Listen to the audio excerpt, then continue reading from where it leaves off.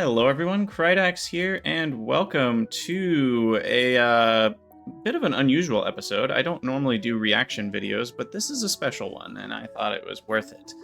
Factorio devs have announced the name of the expansion and some juicy details. So we're gonna chat about this for a little while, and yeah, get some Factorio hype going. I will start with the downside, and they said it's gonna be about a year, which could mean even longer than a year. So we're looking at late 2024 for the expansion. So it's still going to be a while, but we at least know what it's about, and we can ride the hype train for an entire year. So we'll just start out and kind of go through the announcement a little bit and chat about it, and then we can kind of go back and look in detail at some more of it. Yeah, so let's dive in. Hello, long time no see. Today we're going to talk about the expansion, which is called Factorio Space Age.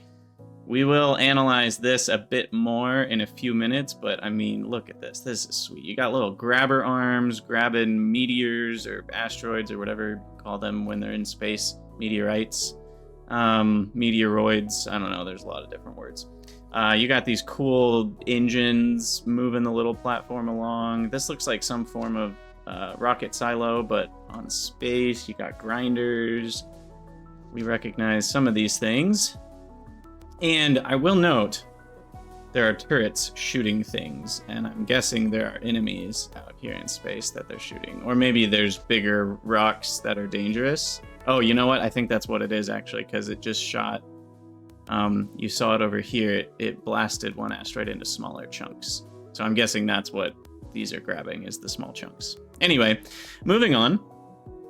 What is Factorio Space Age? It continues the player's journey after launching rockets into space, discover new worlds with unique challenges, and exploit their novel resources for advanced technological gains, and manage your fleet of interplanetary space platforms. I love that part of the sentence. Fleet of interplanetary space platforms. That's going to be exciting.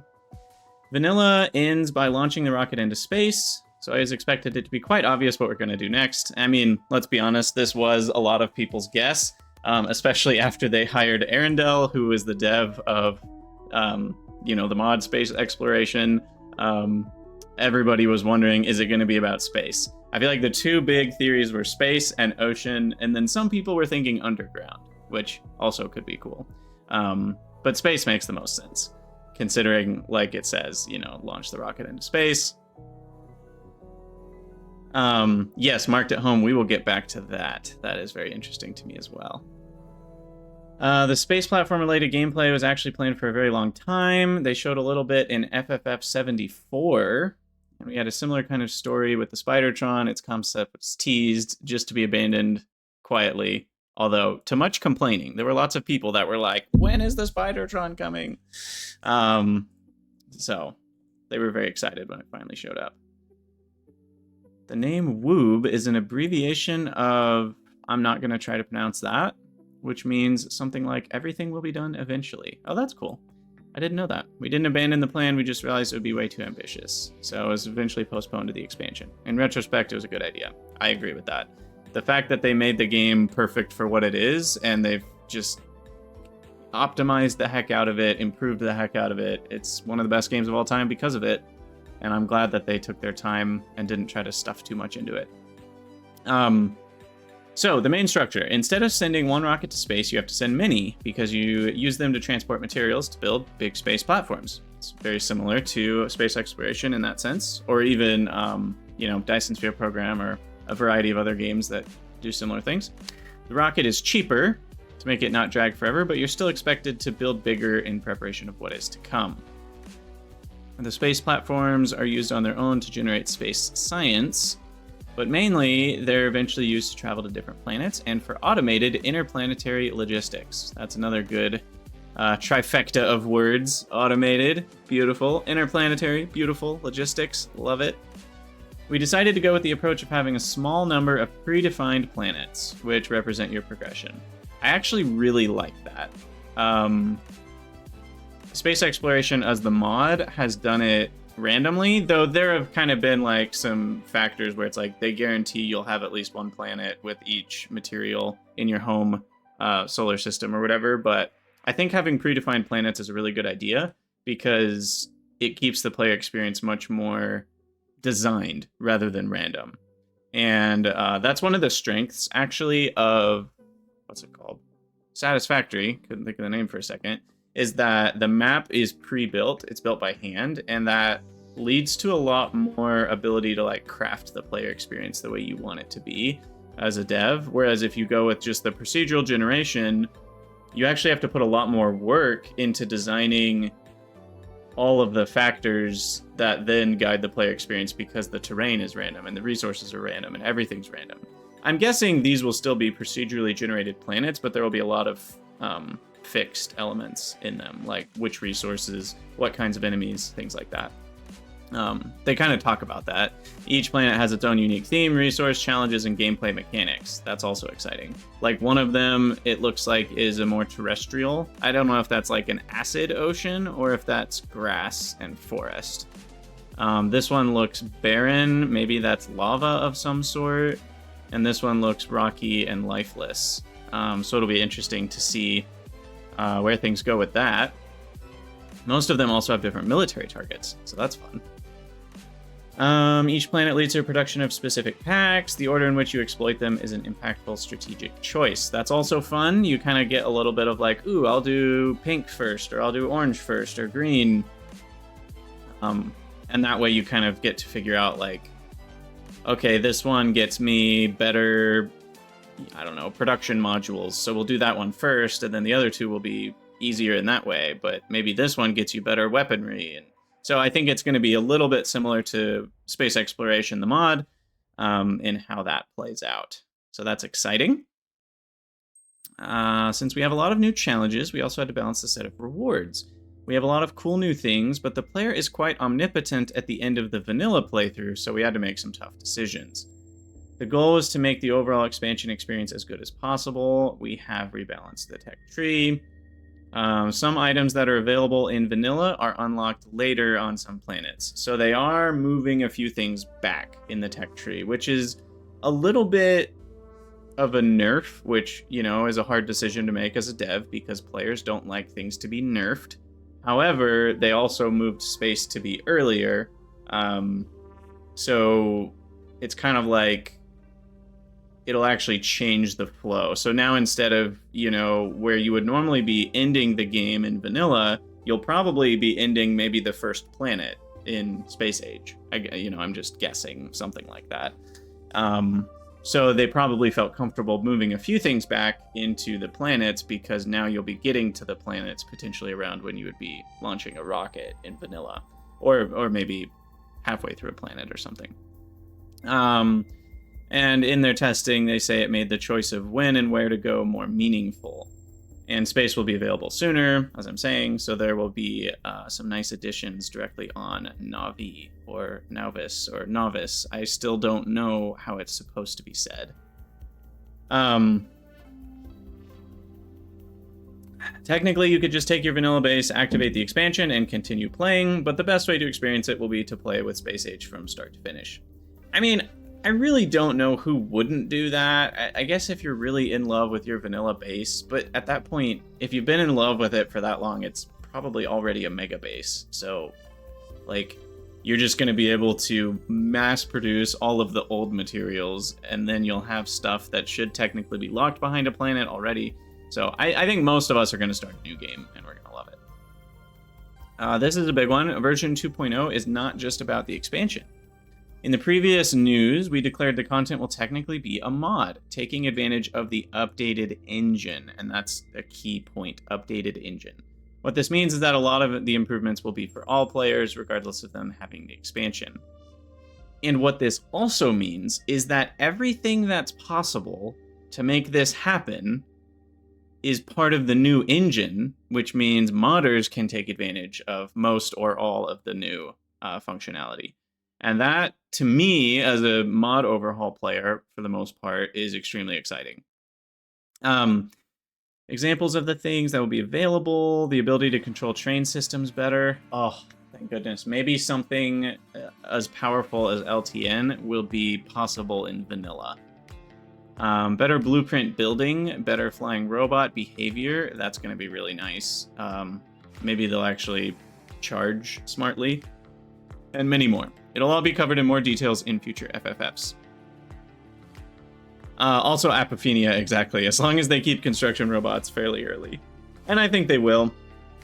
They made a decision a while ago to, you know, have construction robots available earlier than the logistics ones. The probably bad news, which I already mentioned, is that it'll be about a year. It's still a long time, but at least it's getting more specific. They declared a 7-step plan. We are now at step 4, or they were at step 4, now that they're into step 5. And let me just open that real quick to remind ourselves what it's about. Hey, Lojo, thanks for the 8 months. Okay, so they're in the tweaking and beta testing stage right now. So they've already done, like, the big prototype and whatnot. Designer is, thanks for the follow. I also like that they said they're doing 3 types of testing. They're playing the game on their own, they're doing official LAN party or office LAN parties, and they're also having individual testers from outside the dev group. And that's awesome. They even already made some changes based on that. 2 planets were way too repetitive and similar to the vanilla experience on Navi. And so they did an overhaul to make them different. And I love hearing that because that's one of the issues with space exploration. It's an issue with a lot of mod packs. And really, it just in game design, if you add more content, how do you make it feel different enough that it's fun and you're not just doing the same thing over and over again? If any of you followed my Pure Angels playthrough, you'll remember that started to burn me out so fast in that mod pack. There's 5 tiers of everything, and when you get to the next tier, you just do the same thing for every single part all over again, and it wasn't that fun.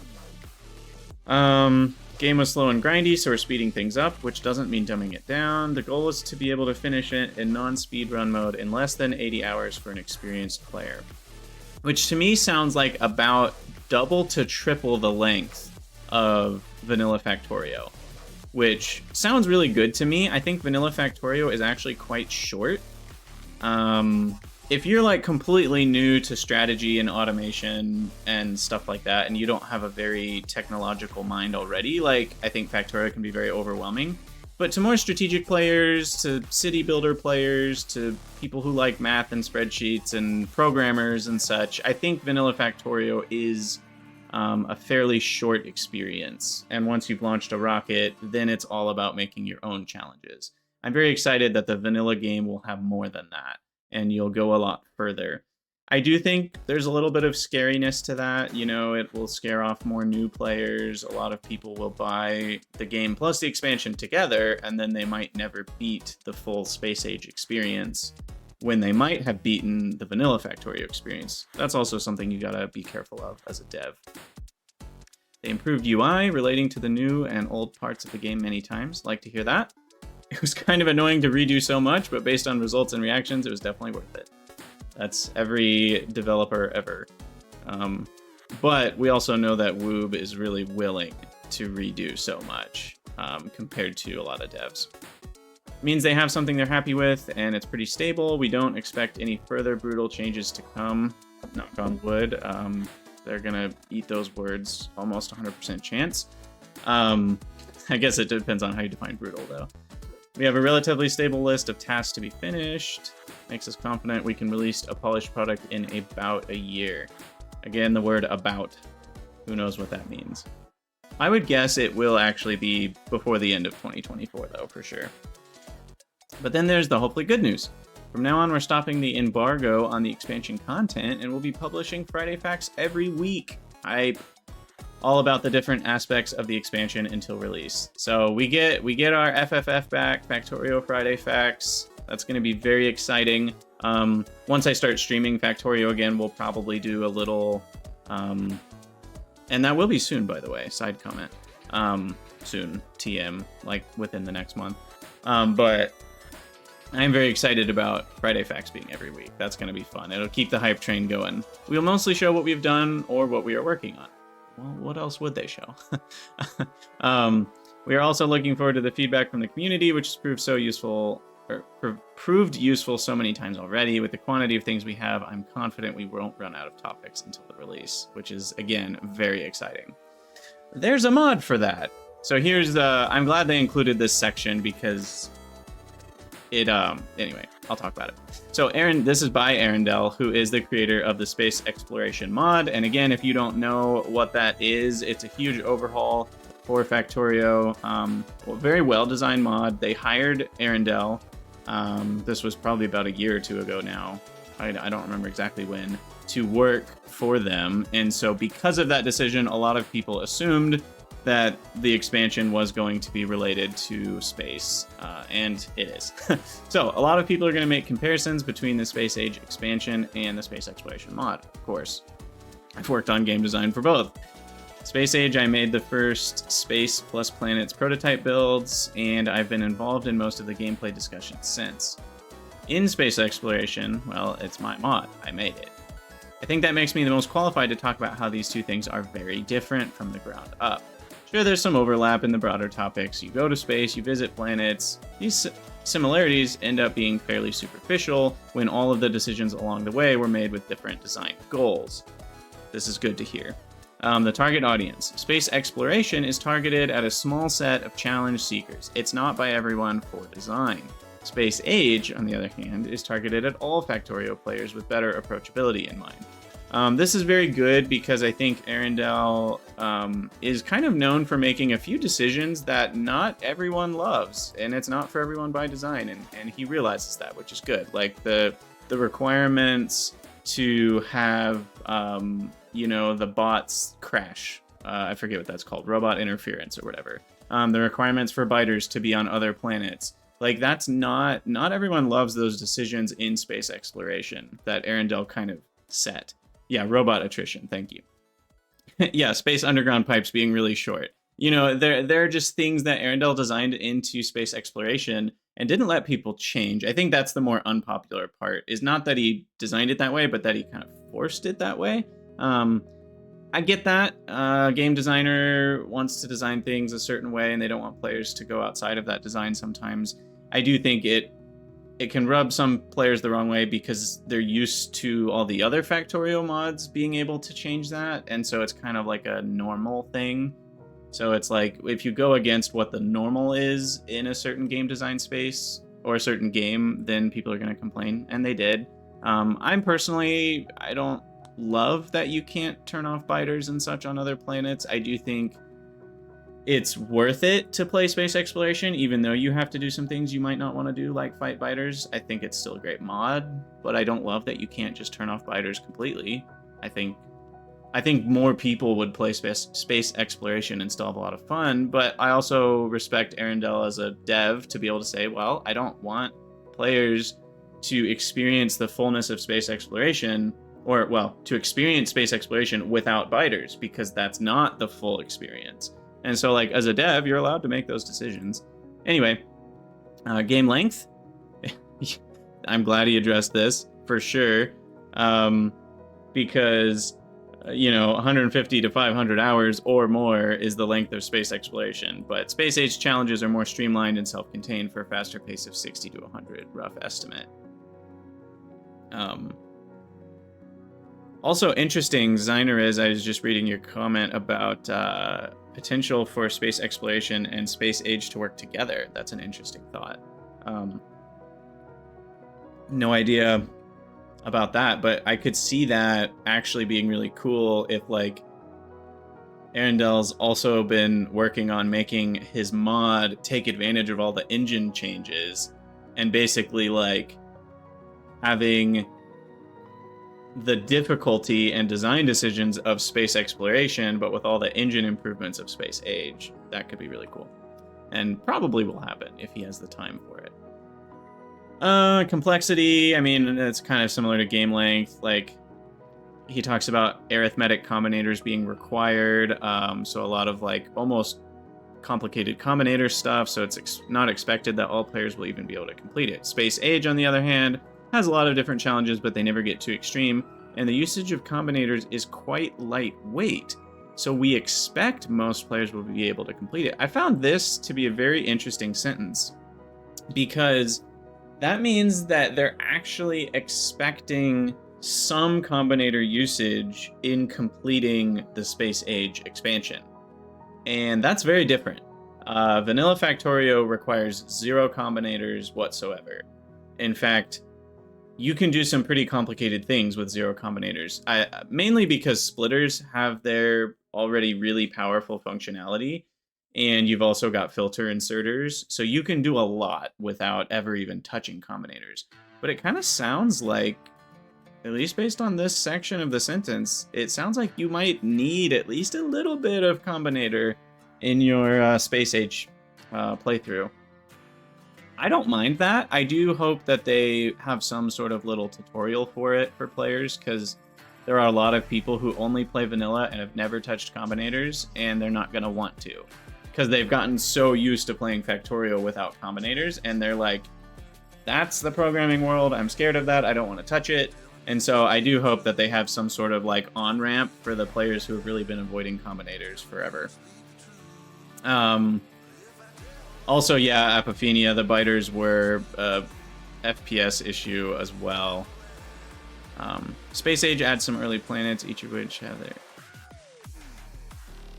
Yeah, Zyner is, I agree. Like, if you were combining Space Age and Exploration, then you could easily have, like, oh, you have to do these beginner planets and work through, like, the vanilla Space Age experience. Well, the new vanilla.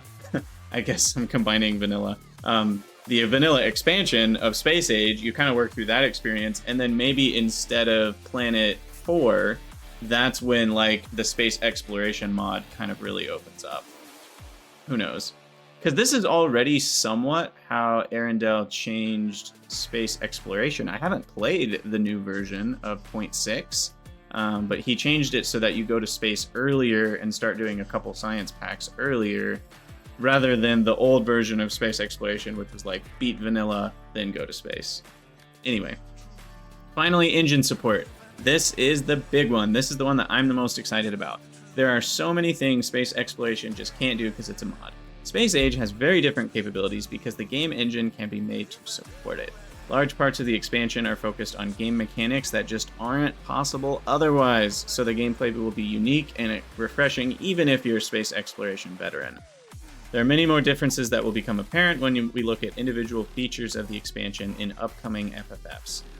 That is super exciting, because that, again, confirms what we've all hoped for, what I've definitely hoped for, which is mods being able to take advantage of all these new things, right? Because the whole new Space Age, the whole new Space Age thing is a mod.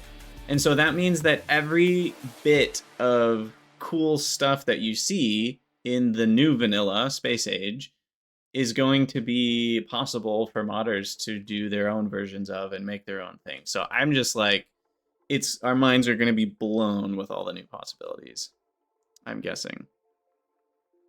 Even in Vanilla Factorio, I'm glad to see more optionality in science packs. You have production versus utility, but now you have 3 planets. Exactly.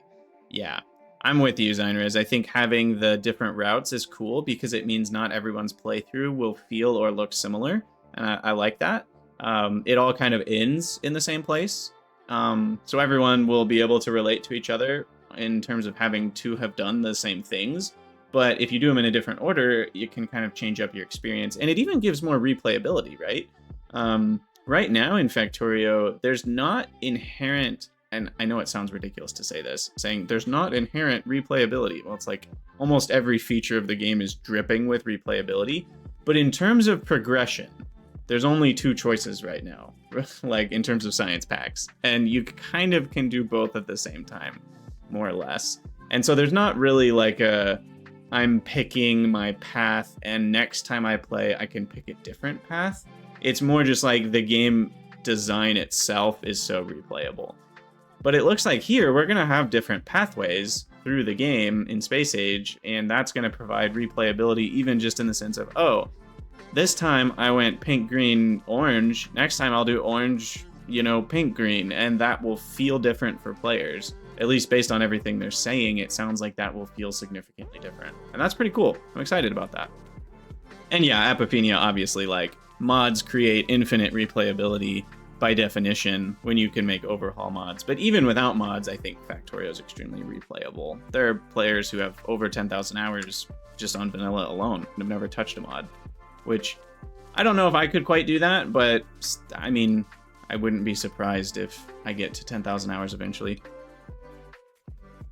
So yeah, that is the Factorio Space Age expansion coming up in the next year. Well, not in the next year, in about a year, which will be extremely exciting, and we will get Factorio Friday Facts from now on, which is also really fun. And yeah, other small announcements. I will probably be starting a new Factorio series in the next month or so.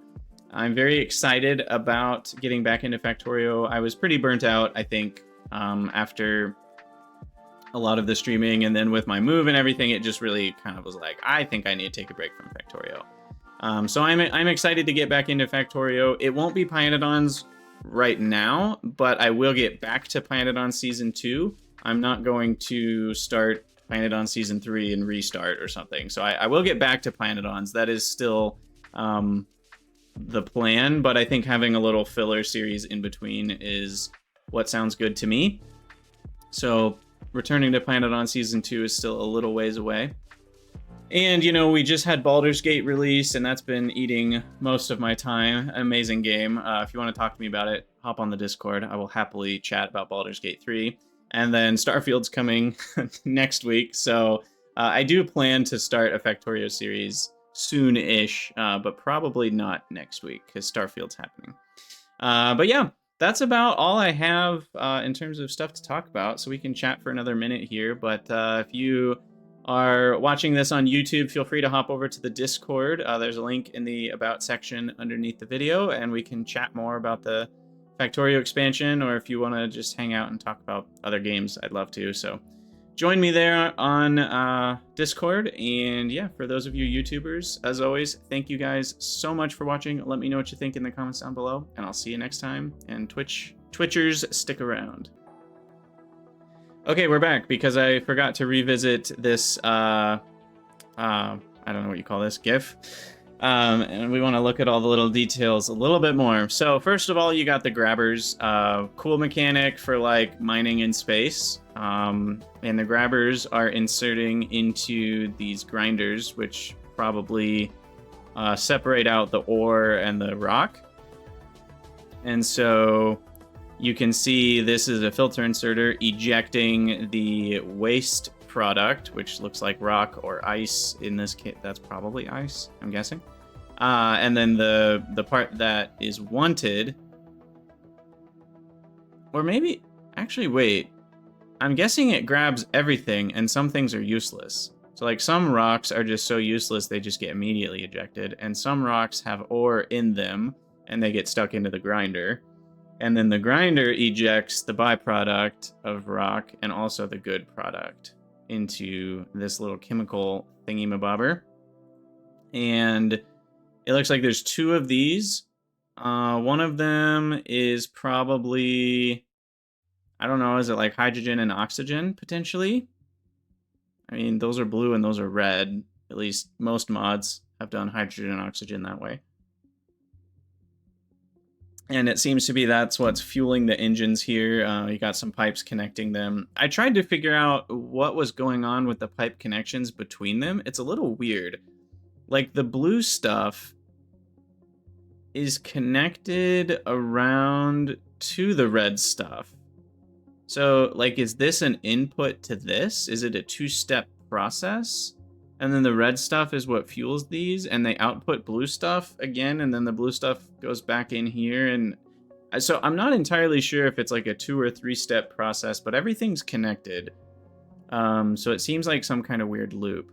And Jamont, yeah, that's what I was thinking about, but these are different colors on both sides. So it doesn't seem like it's all one thing. Like, there's definitely 2 different fluids, potentially 3. Yeah, Space Destructor. The corners are still causing trouble, as always. And then what else did I notice? Well, obviously this guy, you're going to be able to launch, I don't know, satellites or something from your space platform. Turrets to blast the asteroids before they hit. I did notice you do see these impact, like right here. And I'm wondering if they do damage, or if they're the small ones, they don't do any damage to your space platform. Considering the guns are no longer shooting them, I'm guessing the little ones don't do any damage. And it would just be the bigger ones, if they're not broken up, will do damage to your, whatchamacallit, your space platform. Yeah, the animation on the engines is really good. Really freaking good. And yeah, I also agree, marked at home, it could be thermofluid at different temperatures. I was wondering if it's some sort of coolant is one of the fluids.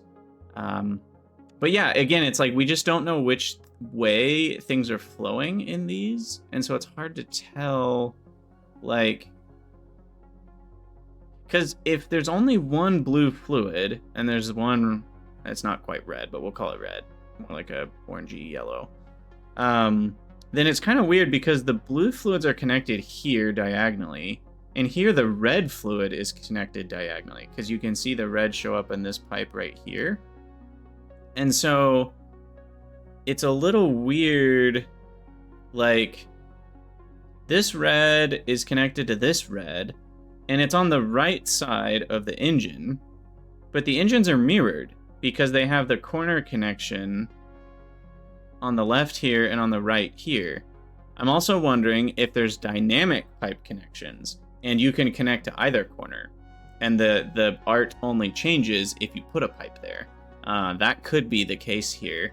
So that's why this is on the right side and this is on the right side, is because only... but then these are just connected to each other, and then what's the point? So that doesn't make sense either. Because then it's just a closed, like... If these are both outputs of red fluid, that wouldn't make any sense. And if they're both inputs of red fluid, that doesn't make any sense. So I'm very confused of like how this is working. Maybe the red fluid is an input. Here we go. I think I've got it. I think the red fluid, the yellow part, has a different shape. Oh, you're right. Here, I can zoom in a little bit. Oh, well, I can't zoom in that much. This is a different building than those. I didn't notice that. And the color's slightly different, too. That's a darker blue. That's more of like a cyan, and that's more of a, well, bluish cyan. Yes, Apophenia, agree. The guns are shooting the big meteors. Stack inserters and blue belts. Put it relatively late in the current tech tree. That's a good point. I do wonder if this is a later game platform rather than an early game one. Okay, so back to what I was just thinking. So I think the red... Oh, you think it's just rotated.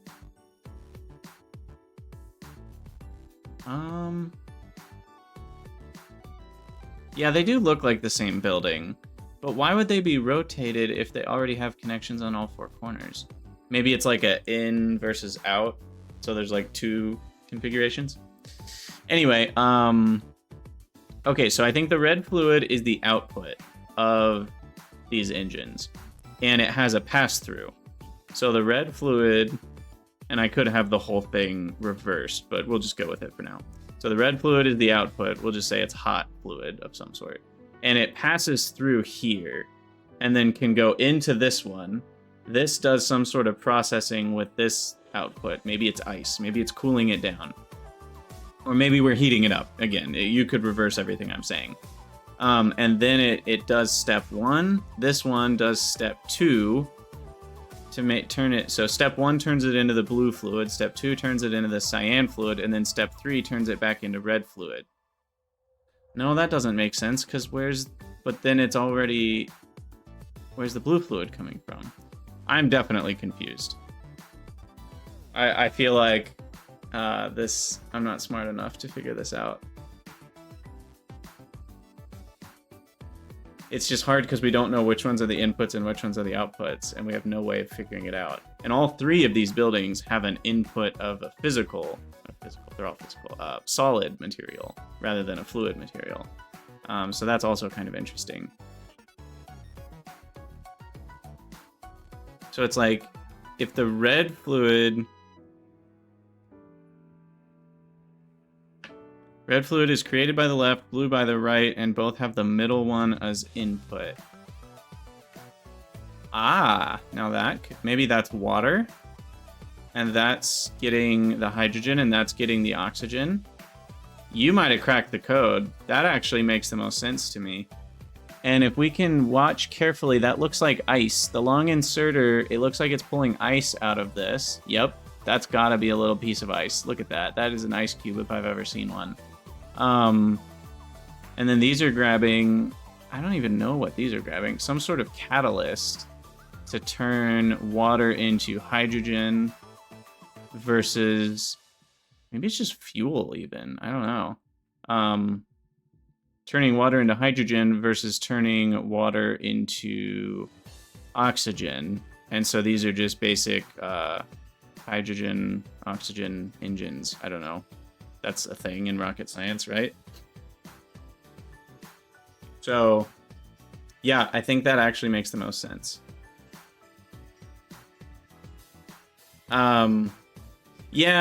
Space Destructor, I wouldn't, it's not a mistake by the artist. Factorio buildings don't rotate perfectly. They've talked about that before in some of their Factorio Friday facts, but the way, for buildings that can rotate, because of the perspective, it wouldn't look good to have buildings actually rotate properly, so they actually make new sprites that look almost exactly the same, but technically if you rotated it 180, it wouldn't look that way. They're aware of that, and the game just looks better for it. I am guessing these are the same building, because look, you've got this little bulbous thing with the pipe coming out the top, you've got the chimney stack next to the little curved pipe right there, you've got the front panel that looks the same. So these are definitely the same building, they're just rotated in some form. Yeah, exactly, Jamat. Yeah, it's rocket science. So yeah, I think we cracked the code. Who said it first? You need to get credit.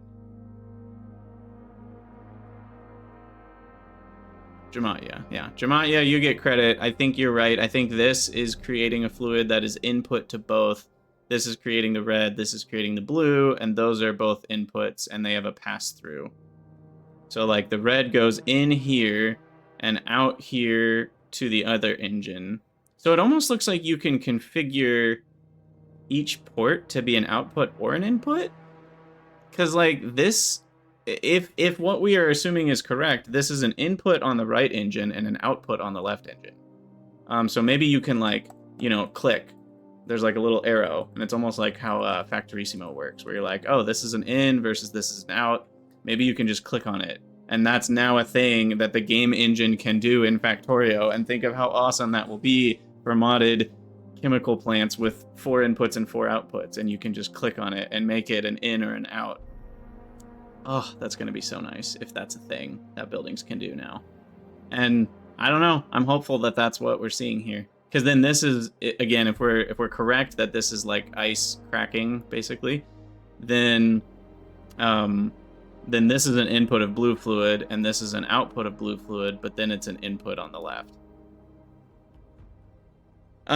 Space Destructor, it doesn't seem that it's mirrored, because then that doesn't make sense for why this is... Oh no, that's an input. But that would be inputting red, and that would be inputting blue. And then this one is outputting red, and this one is inputting red. So even if they're mirrored, it doesn't really make sense, because the pass-through is a different... Like, this is input only, and this is a pass-through output. Oh, and you're saying that's a pass-through output, and that's input. Maybe you're right. Maybe that is like an output for pass-through. But even then, what they're passing through is a different fluid. Even if it's mirrored and that connection is fixed to be a pass-through output, This one is pass-through outputting red fluid, and this one is pass-through outputting blue fluid. And maybe it just has to be the same one that's put in the top? I don't know. I'm guessing it's more flexible than that. But yeah, Apophenia, you're right that they can already do steam pass-through, but this is different. I think. It feels different because it's pass-throughing different fluids in these two configurations. This is passing through blue, this is passing through red, and that's already different than what Factorio buildings can do. So there's at least some sort of engine update in what even is possible here with pipes and fluids. Okay, I think that is all I have to say about the picture. I'll have to splice these two videos together now, because I did two separate ones, but this is just smelting iron to make bullets. That's not anything too exciting. I mean, it's exciting, but it's not anything too new. So yeah, I think we've pretty much analyzed all the pieces. And someone mentioned this earlier too, but it's kind of cool that like, if you place items off the edge of your platform, they just start floating away. That's really fun too. Yeah, exactly. We grasp onto each piece of breadcrumb we get. And the exciting part is we get more breadcrumbs every week. So we have that to look forward to. So yeah, again, for those of you on YouTube, thanks for watching, and I'll see you guys next time.